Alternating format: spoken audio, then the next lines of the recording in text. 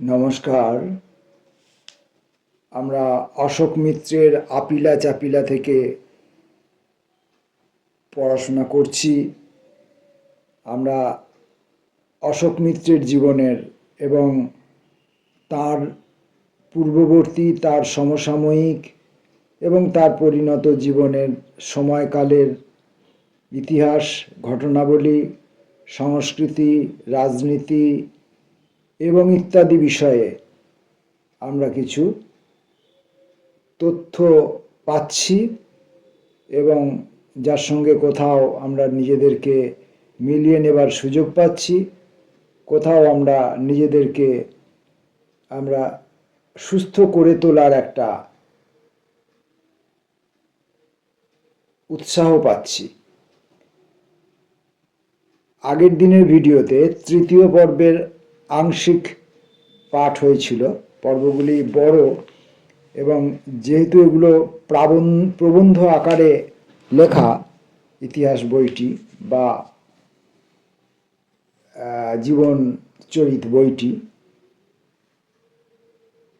তাই এটি একটানা পড়ে গেলে শ্রোতার শুনতে অসুবিধে হতে পারে। অতটা সময় কেউ ব্যয় না করতে পারেন, পেরে উঠতে পারেন।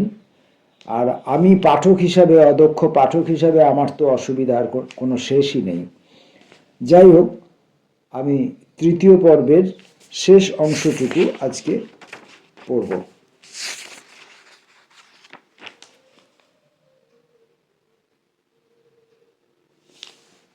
আগের দিন তিনি তাদের স্কুলের বিভিন্ন শিক্ষক মশাই, বাংলা, ইংরেজি, গণিত, অঙ্কন ইত্যাদি বিষয়ে, সংস্কৃত ইত্যাদি বিষয়ে যে সমস্ত শিক্ষক মশাইরা তাদেরকে পড়াতেন, যাদের কাছে তিনি ঋণী ছিলেন, তাদের নাম তিনি উল্লেখ করেছেন আগের ভিডিওতে। এখন পড়ব। এদের সবাইয়ের কাছেই বহুভাবে ঋণী আমি, তবে সে সবচেয়ে বেশি ঋণগ্রস্ত বোধ হয় শামসুদ্দিন স্যারের কাছে। এমন ছাত্রবৎসল শিক্ষক খুব কমই দেখেছি। পড়া না পারলে কিংবা দুষ্টুমি করলে কড়া শাসন করতেন, জুলপির উপরের চুল টেনে ডাস্টার দিয়ে গুঁতোতেন। তথাচ ছাত্র অন্ত প্রাণ। ছাত্রদের শুভ অশুভ নিয়ে তার অহরাত্র চিন্তা। একটি ব্যাপারে আমাদের তিনি গভীর ত্রাসের কারণ হয়ে থাকতেন। প্রতি রবিবার এবং ছুটির দিনে নিজের পয়সায় রিকশায় চেপে বাড়ি বাড়ি গিয়ে অভিভাবকদের জ্ঞাত করে আসতেন আমরা কে কোন বিষয়ে ভালো, কোন বিষয়ে খাটো, কার হাতের লেখার উন্নতি দরকার, কার স্বাস্থ্যের দিকে নজর দিলে ভালো হয়। আমাদের দেশজ প্রবচনের বয়ান অতি ঘরন্তি না পায় ঘর। শামসুদ্দিন স্যারের বাড়ি থেকে তার ভাগ্নে গোলাম হোসেন পড়াশোনা করতেন। আমাদের কয়েক ক্লাস উপরের শ্রেণীর ছাত্র, শান্ত মানুষ, লেখাপড়ায় তেমন দড় নয়, কিন্তু খেলাধুলায় ওস্তাদ। সেই গোলাম হোসেন ঢাকা ইন্টারমিডিয়েট কলেজে 2 বছর আইএসসি পড়েছেন। ফুটবলে তার উৎসাহের জুড়ি নেই, কুশলতাতেও। পরীক্ষায় কৃতকার্য হতে পারবেন কিনা সে সম্পর্কে তার নিজের হয়তো সন্দেহ ছিল। কাহিনীর বাকিটুকু শামসুদ্দিন স্যারের কথাতেই বলি। বুঝলি আমার কি কপাল, গোলাম হোসেনের পরীক্ষার তারিখ এসে গেছে। প্রতিদিন 7 সকালে দুধ, কলা, ভাত খাইয়ে রওনা করে দিতাম। বিকেলে ফিরলে জিজ্ঞাসা করতাম কেমন পরীক্ষা দিলি। তার সংক্ষিপ্ত জবাব ভালো। পরে আবিষ্কার করলাম হতভাগা পরীক্ষা দিতে বসেইনি, সারাদিন ফুটবল ঠেঙিয়ে বেরিয়েছে। আমি কি করব বল, আমার দিদির একটা মাত্র সন্তান, সে উচ্ছন্নে গেল। তা বলে শামসুদ্দিন স্যারের অতটা আক্ষেপের কারণ ছিল না। এক একজন মানুষের প্রতিভার এক একটা দিক খোলে। গোলাম হোসেনের প্রতিভার ক্ষেত্র ছিল ফুটবলের বর্তুল ঘিরে।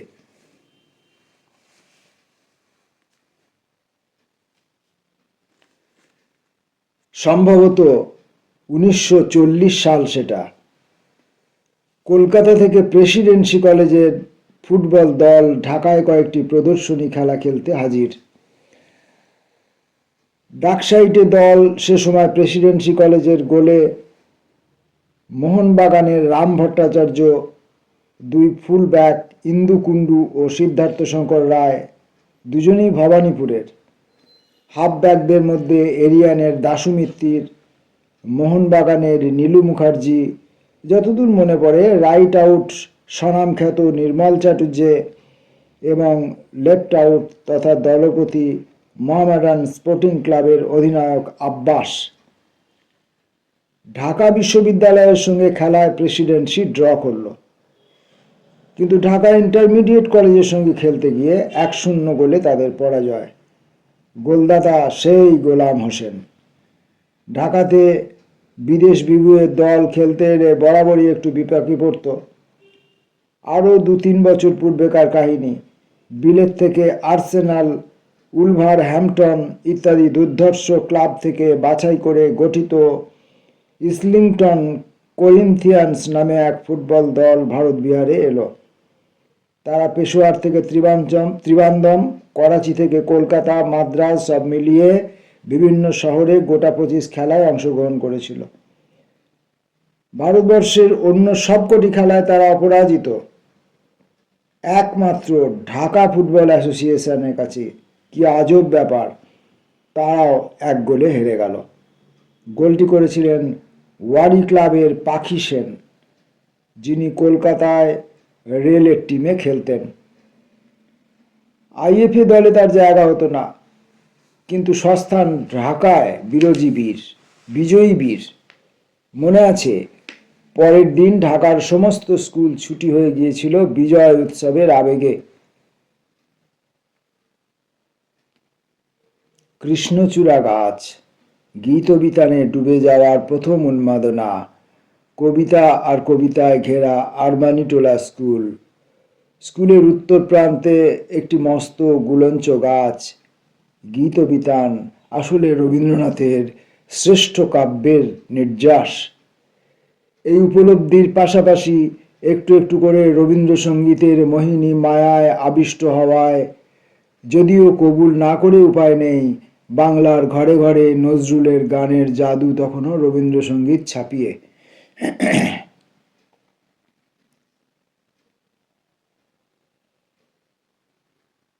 যেটা বলা প্রয়োজন, আমার নিজের ধারণা, সাহিত্যপ্রীতি, গানে অনুরাগ, আড্ডায় মজে যাওয়া, এ সমস্ত কিছুরই অঙ্কুর হয়তো আমার মামা বাড়ির পরিবেশে। আমাদের নিজেদের আদি গ্রাম ঢাকা জেলার মানিকগঞ্জ ও নারায়ণগঞ্জ মহকুমার প্রায় সঙ্গমস্থলে, লাঙলবন্ধ গ্রাম ও বন্দরের পাশে। তা ধবলেশ্বরী ও শীতলক্ষা নদীর সম্মিলিত আক্রোশে ভেঙে ধুয়ে মুছে যায়। প্রপিতামহ নতুন করে বসতি স্থাপন করেছিলেন মানিকগঞ্জ মহকুমার সাভার শহর সন্নিহিত চান্দহর গ্রামে। এমনই ললাট লিখন সেই বসতিও নদীর গর্ভে অচিরে নিশ্চিহ্ন হয়। আমরা তাই গ্রামের বাড়ি বলতে মামার বাড়ি বুঝতাম। বিক্রমপুর পরগনার মালখানগড় গ্রামের সুখ্যাতি কুখ্যাতি দুটোই অত্যন্ত সেই 30-40-এর দশকে অতি প্রকট। গাঁয়ের জমিদারদের কুলীন বলে অহংকারের অবধি নেই। প্রজাপীড়নেও তারা সমান তুখর। প্রজাদের অধিকাংশ হয় মুসলমান সম্প্রদায়ভুক্ত, নয়তো কৈবর্ত মাহিষ্য, নয়তো মাঝি মেজেন গোষ্ঠীর, মুসলমানই বেশি। এদের উপর জমিদারি অত্যাচারের সীমা পরিসীমা ছিল না। একটি কাহিনী আমি অন্যত্র উল্লেখ করেছি, পুনরুক্তি অপ্রাসঙ্গিক হবে না। হেমন্তের শিথিল দুপুর, জমিদার নন্দন কর্ষিত মাঠের আল ধরে উত্তর থেকে দক্ষিণে আসছেন একটি তরুণ মুসলমান প্রজা, হয়তো বড় জোর 17-18 বছর বয়স হবে। সেই আল বেয়েই দক্ষিণ থেকে উত্তরবর্তী। প্রথাগত ব্যাকরণের নাকি অনুজ্ঞা, জমিদার বাড়ির কেউ উল্টো দিক থেকে আলের পথে হেঁটে এলে প্রজাকুলের প্রত্যেককে সঙ্গে সঙ্গে আল থেকে নেমে যেতে হবে। সেই অবোধ প্রজা সন্তান নিয়মটা ভালো মতো জানত না। জমিদার নন্দনের মুখোমুখি হয়ে সেই নির্বুদ্ধির ঢেঁকি এত আস্পর্ধা আল থেকে না নেমে শরীরটা একটু বেঁকিয়ে তাকে জায়গা করে দিয়েছিল। তাই নিয়ে জমিদারের মহলে ঢিঢিক্কার, তবে নিরামিষ ঢিঢিক্কার নয়। ছেলেটিকে পেয়াদা পাঠিয়ে বেঁধে নিয়ে আসা হলো। তখনই জমিদার বাড়ির প্রাঙ্গণে তার শরীরটি আছড়ে ফেলা হলো, দড়ি দিয়ে তার হাত পা বাঁধা হলো, তারপর পেরেক ঠোকা একটা কাঠের তক্তি দিয়ে প্রহারে প্রহারে তাকে রক্তাক্ত জর্জরিত করা। ওই দুঃস্বপ্ন স্মৃতি কোনোদিন ভুলতে পারিনি। ওই স্মৃতির অভিজ্ঞতাই আমাকে বুঝতে শিখিয়েছে পূর্ববঙ্গের মুসলমান সম্প্রদায় কেন পাকিস্তানের সমর্থনে তাদের সম্মতি জ্ঞাপন করেছিল। কে জানে, আমার বামপন্থী মানসিকতার উৎস হয়তো ওই স্মৃতির অসহ্য নিপীড়নে নিহিত। তবে একটি বিশেষ বাল্য শিক্ষার প্রভাবও কী করে অস্বীকার করি। আবার নীতিবাগীশ বাবা ভৎসনা সুরে প্রায় বলতেন, সব সময় উপরের দিকে তাকাতে নেই, মাঝে মাঝে নিচের দিকেও চোখ ফিরিও।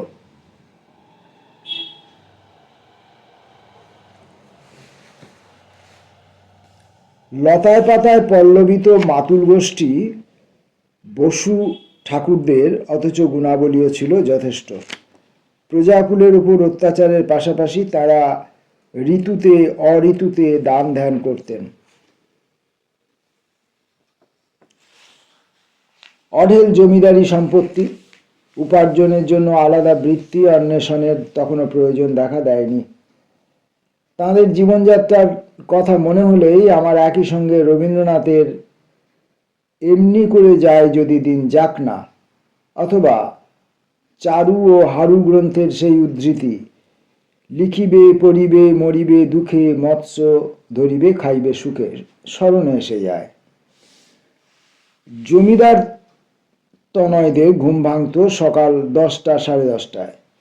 চা দিয়ে মুড়ি কিংবা অন্য কোনো খাদ্যবস্তু গলায় ভিজিয়ে তারা প্রাতরাশ ছাড়তেন। অতঃপর বড়শি হাতে নদীর ধারে বা দিঘির পাড়ে চলে যেতেন। ঘন্টার পর ঘন্টা ধরে প্রতীক্ষার সাধনা। মাছ ধরার সফলতার শেষে হয়তো দুপুর গড়িয়ে যখন প্রায় বিকেল বা সন্ধ্যা হয় বাড়ি ফিরতেন। গৃহিণী বা বাড়ির রাঁধুনি উনুনে সেই মাছের স্বাদু ঝোলে রান্না বসাতেন। স্নানান্তে খেতে বসতেন জমিদার নন্দন ভর সন্ধ্যায় কোণে দেখা আলোর মুহূর্তে। তারপর বারোয়ারি তলায় নৈশ আড্ডা, নিখাত গ্রাম্য কলহ ষড়যন্ত্র, নৈশ আহার মধ্যরাত্রি পেরিয়ে। এই বংশের মানুষগুলির প্রতিভা অথচ নানা দিকে ব্যক্ত। জমিদারদের বাড়ির ছেলেরাই ঢাকা কিংবা ময়মনসিংহ বা কলকাতায় ফুটবল অথবা ক্রিকেট খেলেছেন। কেউ কেউ গ্রামের স্কুলেই প্রাথমিক শিক্ষা শুরু করে মেধাবী পণ্ডিত হয়েছেন। গ্রাম থেকে দু একজন আইসিএস বেরিয়েছেন। এই গ্রামের অন্তত দুজন দুই মহাযুদ্ধের মধ্যবর্তী সময়ে বঙ্গীয় প্রাদেশিক কংগ্রেস কমিটির সভাপতি হয়েছেন পর্যন্ত। একজন বসন্ত কুমার বসু, কলকাতার নামী অ্যাডভোকেট, গায়িকা উমা বসুর পিতামহ, সমাজসেবিকা ফুলরেণু গুহর মাতামহ। অন্যজন চন্দ্রকান্ত বসু ঠাকুর, শেষোক্ত ভদ্রলোক অস্তায়মান সূর্যের মতো প্রাদেশিক কংগ্রেস কমিটির প্রধান থেকে জেলা কংগ্রেস কমিটির সভাপতি হয়েছিলেন। জেলা কংগ্রেসে পৌরোহিত্যের পর মহকুমা কংগ্রেসের সভাপতি, সবশেষে ইউনিয়ন বোর্ডের প্রেসিডেন্ট। আমি যখন তাকে দেখি 80 পেরিয়ে গেছে, অসমর্থ শরীর, বাড়ির একটা ঘরে তার চলাফেরা আবদ্ধ, অথচ মনের অস্থিরতা নির্বাপিত হবার নয়। ঘরের আসবাব সামান্যই, একটা খাট, একটা টেবিল, একটা চেয়ার, একটা নিকষ তক্তপোষ। প্রতি 10 দিন অন্তর সেই আসবাবগুলোই এখান থেকে ওখান করছেন, ওখান থেকে এখানে। অতীতের হাতছানি তিনি ভুলতে পারেননি, নিজেকে ব্যস্ত রাখতে হবে। চন্দ্রকান্ত বসু ঠাকুরের অনুজ নীলকান্ত আরও বেশি আজব মানুষ ছিলেন। তিনি ঐতিহাসিক নাটক রচনা করতেন, নিজের খরচে সে নাটক ছাপাতেন, পল্লীর দুর্গোৎসবে পাড়ার ছেলে ছোকরাদের বগল দাবা করে নাটকের তালিম দেওয়াতেন। তার নজর এড়াবার জন্য উঠতি বয়সের ছেলেরা সতত সতর্ক, তবে মাঝে মাঝেই তারা হঠাৎ ভয়াবহভাবে ধরা পড়ে যেত। নীলকান্ত যখন নাটক ফাঁদতেন না, তখন তার প্রধান উপজীব্য স্বদেশী করা। চরকা কাটতেন, গ্রামে গ্রামে গান্ধীজির মহিমা প্রচারে যেতেন। অথচ এই গ্রাম থেকেই একজন দুজন বা অন্য আদর্শ অবলম্বী যুবক বেরিয়েছে। তারা পিস্তল বোমায় দীক্ষিত।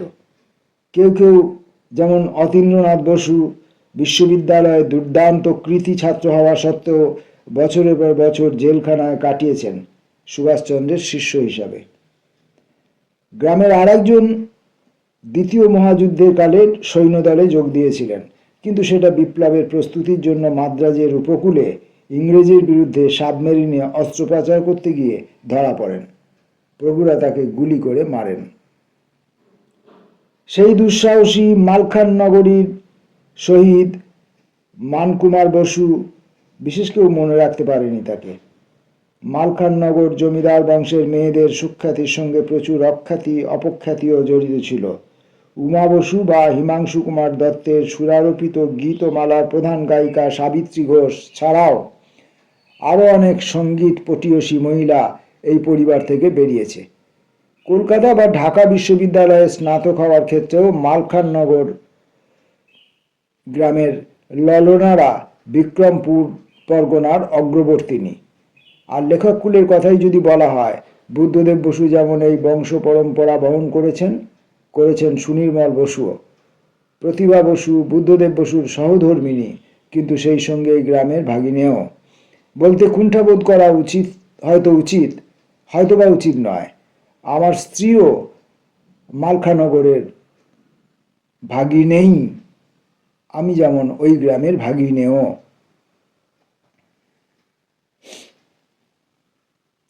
অত্যাচারী জমিদার কুল, তথাচ সঙ্গীতে আগ্রহী, সাহিত্যে আগ্রহী অন্তত কয়েকজনের কথা আমি জানি বিদ্যাচর্চা আর খেলাধুলার নামে বরাবরই প্রায় উন্মাদ।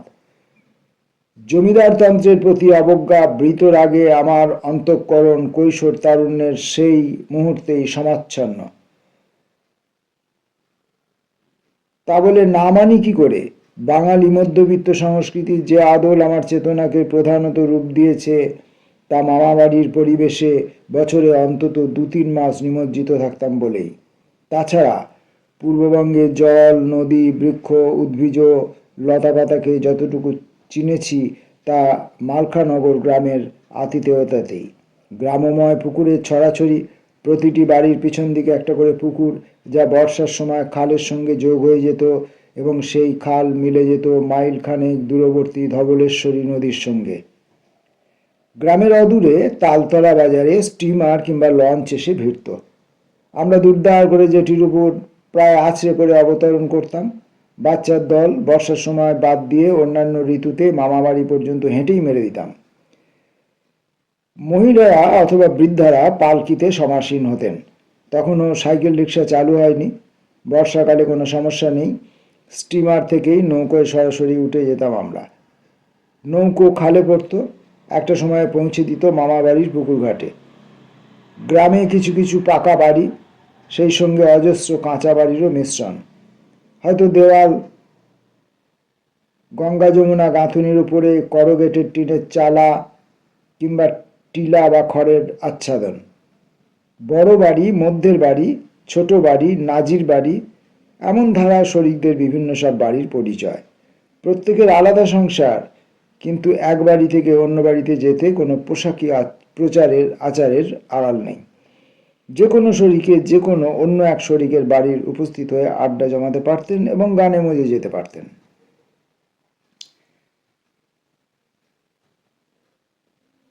প্রায়ই সকালে, দুপুরে, বিকেলে গুরুজনদের শাসন না মেনে এদিকে ওদিকে বেরিয়ে পড়তাম।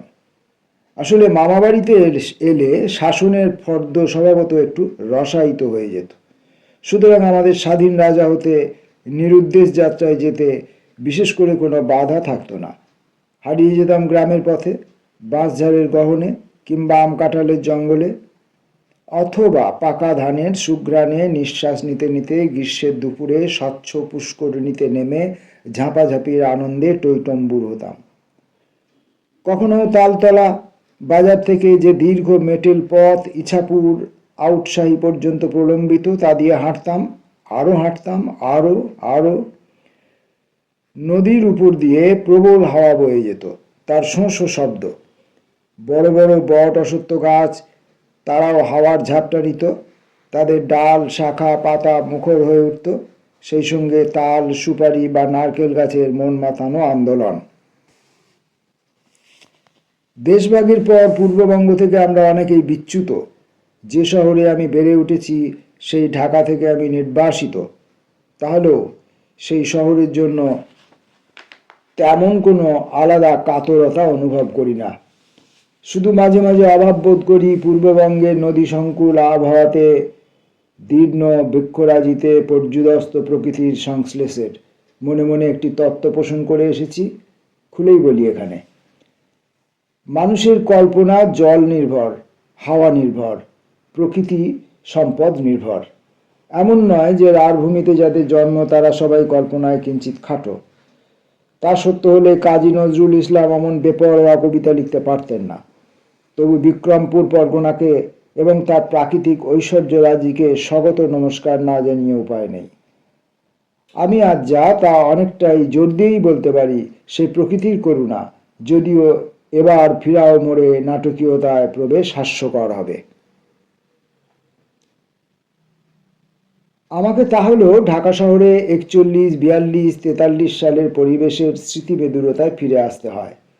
খানিক আগে উপর থেকে চাপানো সাম্প্রদায়িক সংঘাতের উল্লেখ করেছি, যার পরিণামে 1941-এর একটা বড় সময় আমাদের কাছে নিরর্থক হয়ে যায়। তারপর 42-এর আন্দোলন, একটু একটু করে রাজনীতির সন্ধিতে অনুপ্রবেশ, রাজনৈতিক দাদাদের সঙ্গ সান্নিধ্যের জন্য বাসনা প্রার্থনা, এ পাড়ায় একদল প্রবল, ভিন্ন পাড়ায় অন্য একদল। পাড়াগত কোঁদুলি দিন কতক পরে রাজনীতির খোলস পরে উদয় হতো। অগস্ট আন্দোলন বলতে গেলে একমাত্র হিন্দু সম্প্রদায়েরই আন্দোলন। গান্ধীজি সপারিষদ কারাভ্যন্তরে অদৃশ্য হলেন। বাংলাদেশের জমিদার প্রধান কংগ্রেস নেতারা কেউ কেউ শখের কারাবরণ করলেন, কেউ কেউ ততটা অগ্রসর নন। কয়েক সপ্তাহের জন্য আন্দোলন প্রবল আকার ধারণ করলে মুখ্যত বামপন্থীদের নির্দেশনায়। আন্দোলনের অহিংসার ছিটেফোঁটাও নেই। এখানে ওখানে পুলিশের সঙ্গে প্রত্যক্ষ সংঘর্ষ, রেল লাইন ওপরানো, ডাকঘর জ্বালিয়ে দেওয়া, স্কুল কলেজে বিশ্ববিদ্যালয়ে ছাত্র শিক্ষকদের ঢুকতে বাধা দেওয়া। ওদিকে মুসলমান সম্প্রদায়ভুক্তরা স্বচ্ছন্দে ক্লাস করতেন। সেটাই ছিল স্বাভাবিক, কারণ তাদের আটকাতে গেলে দেশের স্বাধীনতা আন্দোলন খুব সম্ভব বীভৎস সাম্প্রদায়িক দাঙ্গায় মোড় নিত।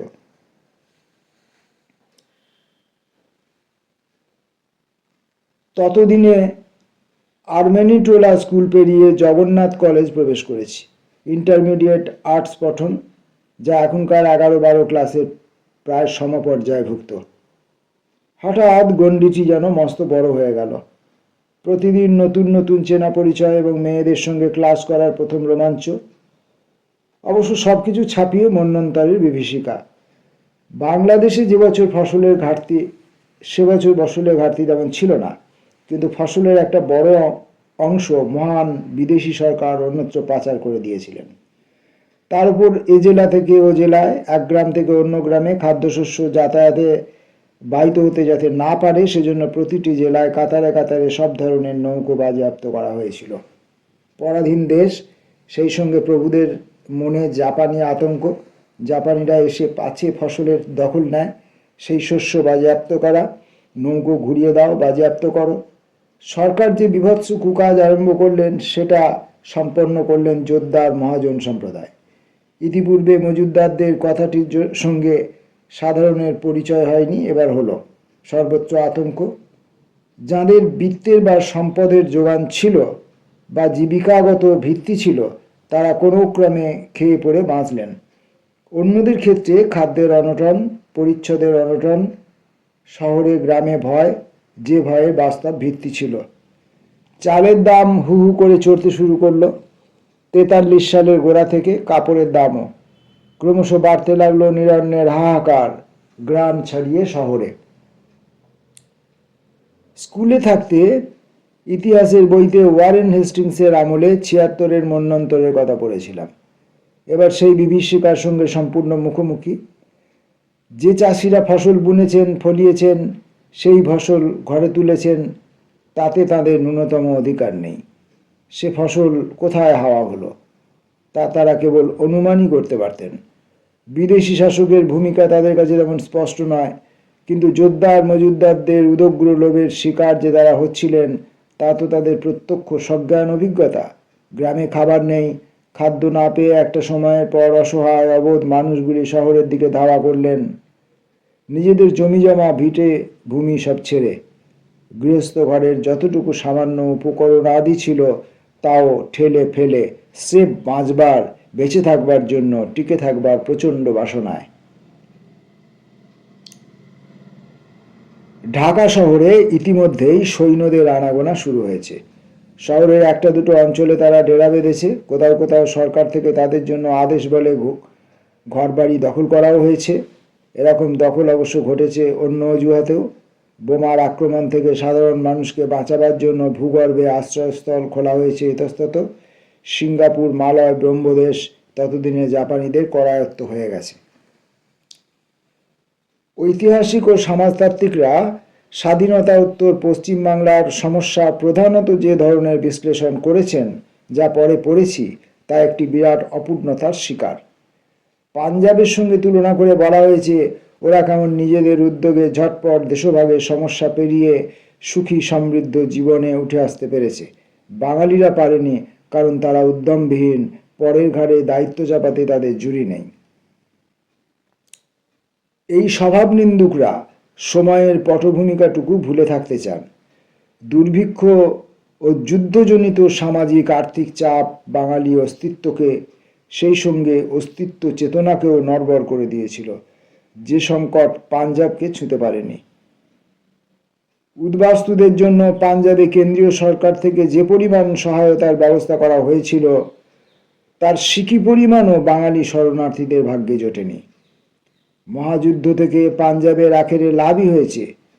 ফৌজে যোগ দেওয়া পাঞ্জাব কুল তাদের বৃত্তের সম্ভার বাড়াতে পেরেছিল, বাঙালিরা যা আদৌ পারেনি।